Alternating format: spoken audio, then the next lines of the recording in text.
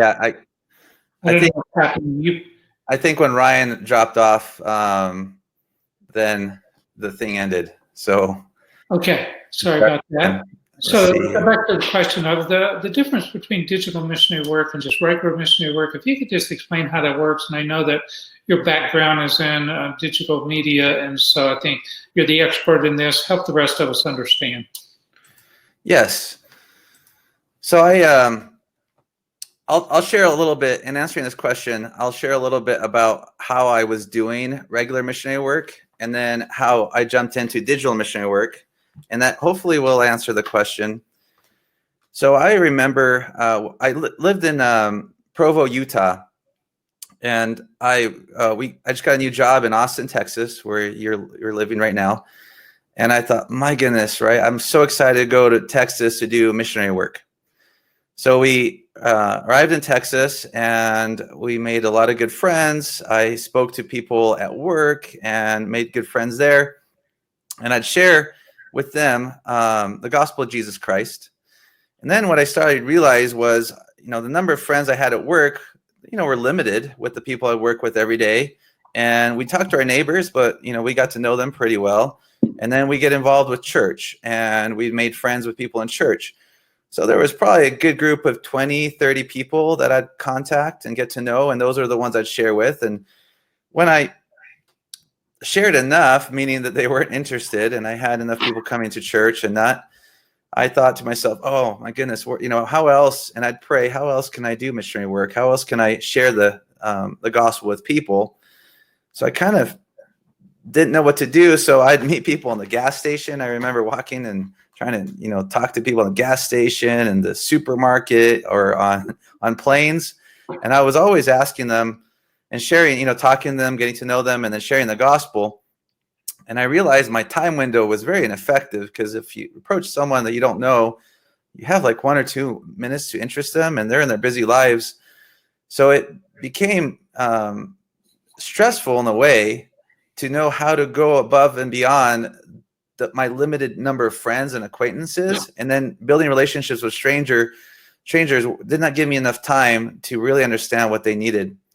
So that was kind of the extent. And I got frustrated, and I was praying. And I remember going to Utah and talking to one of my brother-in-laws, Rob Orton, and expressing to him how I wish I could be doing more and how I thought I was being limited. And Rob said, Steve, just look out your window. Look at all your neighbors. There's got to be a way that you could share the gospel with more people, because that's what you've been asked to do.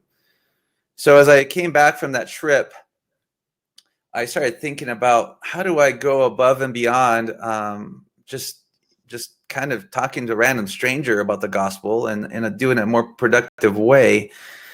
And as it came to me, and this is the part that you know well, Randal, but as it came to me, I remember all my social media training, because that was something I've done for my life. And I started to look on Facebook, and I said, well, there has to be something here. And as I was looking on Facebook, my wife's like, hey, Steve, did you know that our neighborhood has a Facebook group? And I said, no, I've been so busy working and doing other things, for, social media for big companies. I just didn't participate in the local group. So I started to, observe what was happening in that Facebook group. And I started to looking at what people were doing, and people were asking for help. They were asking for, oh, which church should I, is there one to go join? And they started people would put events on those groups. And I thought, man, this is pretty awesome. So I started attending some events. I started liking people's comments. I started helping with service projects that they were asking help for. And then the inspiration came to me is, why don't you take your local events and that your church is hosting and put them on and invite people in your group. And our group had about 5,000 neighbors in that group. So I started to do that. And I remember once Randal, I think you attended this one. It was like a date night that our local men's group had put together. And there were 90 people that had clicked my event that were interested in attending from our neighborhood group. Now, they didn't attend that time, but I thought, man, for 90 people to really click and be interested, I thought that was really good. Now, the next 3 months were amazing because for the different events we held, there were 400 that came. And then for the next year following that, there were 1,400. And the pages that we created for those events generated over 900,000 clicks from interested viewers. So I thought, this is amazing that you could go online and just take what you're doing in your regular church activities, putting those online and having people come and attend. And it was mind-blowing for us. I remember one Pinewood Derby that there was 30 families coming, or 30 people come to the event. And where, last one we had no additional people come. So that was fantastic. There were 30 that weren't members of our ward, right? Yeah, for 30 that weren't members from our church. I didn't recognize a lot of people there that day. Yeah, and you were there, right? So it was amazing. And one of them actually had, he was baptized in our church, and he hadn't come for ages, since I was 7, and he brought his whole family along.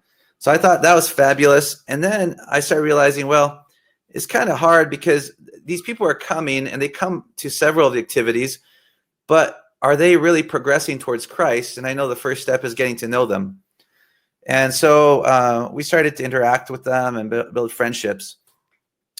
And then my wife introduced me to something else. She said, "Oh, Steve, did you know that there's all these Facebook groups about people wanting to know more about Christ and study the Bible and pray?" And I said, "Hey, well, tell me more." So then I started getting involved with these Facebook groups about Christ. And to come to find out, there are millions and millions of people on these groups from all over the world. And as I started to interact with them, and I took the same pattern, I listened, I said, what are they talking about? And as I interacted with those groups, the amazing thing happened. For every post I was making, I was meeting 4 or 5 people that wanted to talk more about the Savior. So instead of having to invite them to an activity and then to another and to another, I was just reaching out and saying, does anybody want to hold a Bible study with me? And then all of a sudden, over the first post I did on the Bible study, I had 150 people saying, "Hey, I want to study the Bible with you." So I thought that was super amazing. And then I decided to create our own Facebook group to help people follow the Savior. And in 1 year, we had 350,000 people join around the world just to learn more and follow the Savior. And that's what became the Follow Jesus Christ group. So in a nutshell, to answer your question, Randal, digital missionary work is doing the same things that we were doing in our regular missionary work. We're talking to friends, building relationships, sharing the gospel, and helping them with their individual problems. And we take that online to your neighborhood groups, to worldwide groups, to your own friends online, and it opens up a whole new world to people. So it is. It's kind of this. It's this new life, and I'll end with your question. Answer your question is, and this is kind of a stat that came from Pew Research. The amount of leisure time that people spend talking to people in their daily lives is about 30 minutes. The amount of time people spend on social networks interacting and learning per day, this is outside of their work day, is 130 minutes. So if you want to capture and talk to anybody about the gospel of Jesus Christ without being in a rush, without feeling like they're going to shut the door, you do it online, and because they have more time, and that time just grows. During this COVID time, it grew.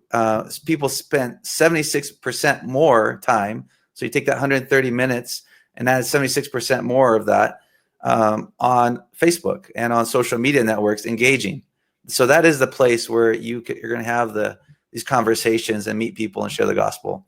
So does that answer the question for you? And in an illustrative way. So I guess another question is, how does it benefit the missionaries? How do you tie the full-time missionaries into this whole thing? So that's a great question. I know the full-time missionaries are getting onto social media now, and they're creating pages. And if you aren't, that's a great starting point to do. Now, as a missionary and as a member working together, you take your same principles that you were doing before, where you were working with, let's say you were knocking on doors trying to find new people. Well, in this case, you can leverage the same principles of engaging on neighborhood groups, and then engaging in Christ-focused groups, and then starting your own groups. Those are important. If you have additional advertising budget, you could take your message and you could add ads to promote your message. At the end of the day, the gospel of Jesus Christ is very simple. We're not selling a product. We are helping minister to people to come closer to Christ. So you're meeting people individually, and from every person you meet, each one of them have different challenges. They have things that they need a savior with. It could be from addiction. It could be that they've lost their job. It could be that they are getting a divorce. It could be that they're lonely. It could be that they just want to be able to help other people more. So those you have to leverage the social media platform and that 130 minutes that people have allocated in their lives for it each day to help them progress in the gospel of Jesus Christ. And there was a study by Pew that showed that 60% of people on social media want to learn more about God. So you have this open opportunity to help them progress in their efforts. So the missionaries have a new way to add to their way of sharing the gospel, which is going online and building relationships and understanding people's problems and then sharing the gospel. We have a set of missionaries that I've introduced them to a friend of mine in Ethiopia who's stuck in his house right now. And he says, Steve, we don't have a lot of money out here, but I want to learn the principles of business. So the missionaries are teaching them the principles of business in a spiritual way and helping them progress that way, because that's what he wants to prepare himself for, because he knows he has to feed his family after this lockdown. And they've been doing that with him every single day, and they've been getting him assignments, and then he's been doing those, and then they've teach him how to pray and how to spiritually grow as well. So I thought that was the way that missionary work's going, where you're not only just teaching them what you want them to know, but what they need right now, and then teaching them how the gospel works in their lives. Very good.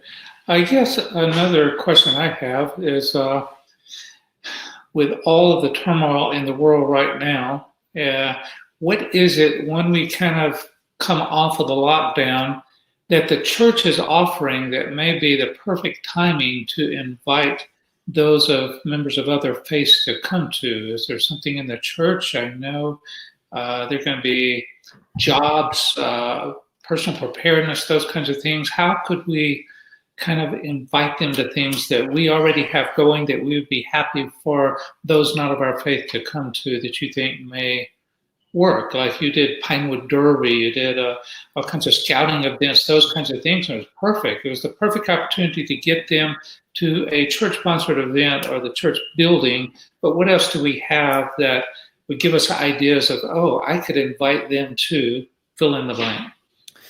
Yeah, no, great question. So there is on followjesuschrist.com, there is digital missionary training that you can take, and it has different ideas of what you can invite them to. But to answer your question, there are in the United States alone, there are about 250 million people open to switching religions right now because they're not completely satisfied with their religion. That's 250 million people online, right? That's half of the American. That's a significant amount of people. So I didn't know that number was so high. So the things that they care more about from this Pew Research is, number one, they want to learn more about Jesus Christ. They want to become more like the Savior, and the current church that they're attending does not help them do that. So they're looking for places to do that. So step one is help them learn more about Christ and help them come closer to Christ. Just like when I reached out to you and said, Randal, I have to put my life in order. Can you help me? Teach me the principles to be more like Christ? They want to do that. The second thing that they want to do, they've lost their jobs. They've gone through divorce. They're in, a lot of them don't have a lot of money at this point in time, and or food. So those needs are going to be the second thing that's going to drive them to look for help, and the church will be what they're looking for. Third is addiction. Many of them suffer, 50% of those looking suffer some kind of addiction. They want help to overcome those addictions. Then there are lonely people, people that want to help out and they want to provide service, and the church doesn't let them provide service or leverage their talents in any way. And then the sixth one is people have questions, hard questions about the gospel that disagree with what the religion is saying at this time. So they're looking for new ones. So I would say, if you look in that training, those are the 6 people. If you target, if you work with them online and you provide services for them, they will listen. They're open to the Spirit, and they need your help. And those are the ones I would focus on. And then everything that you'll find out. And I realize this: if you have a focused effort on those people, and you make a post, and you're trying to really help them, for every post I make, I have 4 people that end up wanting to come to church, but I'm helping them with their needs, and it becomes a good engagement. So I think I appreciate your time, Randal. I know we're a little over here. Thank you for asking those questions and for participating. You've been very helpful in my life and have guided me towards the Savior always. And I hope as we go through this conference today that we focus on the Savior, but it is not one. This conference won't be a technology conference, a doctrinal conference where you're coming here to learn doctrine. You're coming here to learn skills to become a digital missionary, and that will be what you learn. So, Randal, thank you for doing this for me. Yeah, thank you. Appreciate your time. So we're going to end this session, and we're going to hop on to the next one. Thank you for participating, and appreciate your time.